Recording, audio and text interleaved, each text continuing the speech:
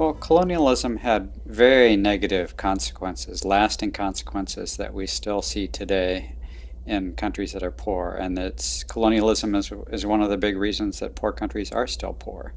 It left a legacy of violence because the most obvious example of which is the slave trade, that millions of Africans were captured, kidnapped, and taken across the ocean under horrific conditions to be slaves for the colonial powers. The European empires were built on riches stolen from the colonies and on cheap or free labor provided by the slaves.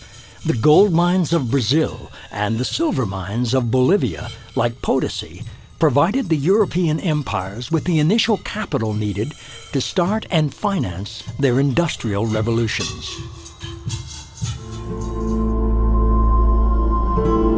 Having obtained natural resources and free labor, the Europeans now needed to create new markets for their own productions. They separated agriculture from industry, thus preventing the farmers from making their own tools, clothes, and other utensils, and transforming them into commodity buyers.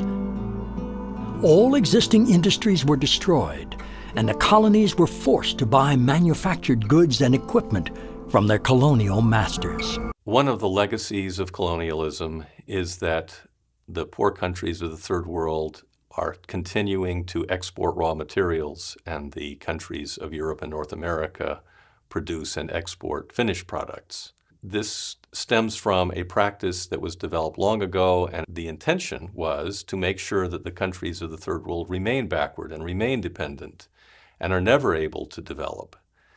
So to this day, they are continuing to survive on the export of raw materials. That has always been to the disadvantage of the country exporting the raw materials, and it gets worse each year.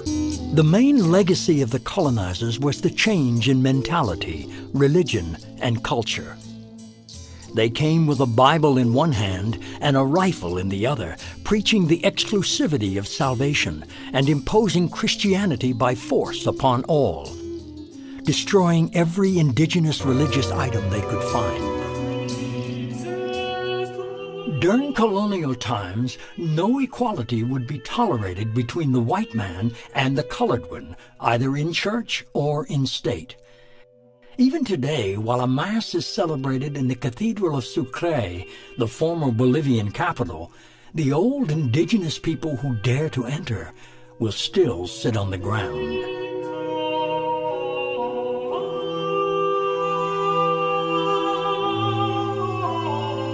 Identify a country, usually a developing country, that has resources we covet, our corporations covet, like oil. And then we arrange a huge loan to that country from the World Bank or one of its sister organizations. Now, most everybody in our country believes that that loan is going to help poor people. It isn't. Most of the money never goes to the country. In fact, it goes to our own corporations. It goes to the Bechtels and the Halliburtons and the ones we all hear about, usually led by engineering firms, but a lot of other companies are brought in. And they make fortunes off building big infrastructure projects in that country. Power plants, industrial parks, ports, those types of things. The country's left holding this huge debt that it can't possibly repay. So at some point, we economic hitmen go back in and we say, you know, you can't pay your debts. You owe us a pound of flesh. You owe us a big favor. So sell your oil real cheap to our oil companies, or vote with us on the next critical United Nations vote, or send troops in support of ours to someplace in the world. Let me give you just one statistic, which I worked out in minutes, because otherwise it's incomprehensible.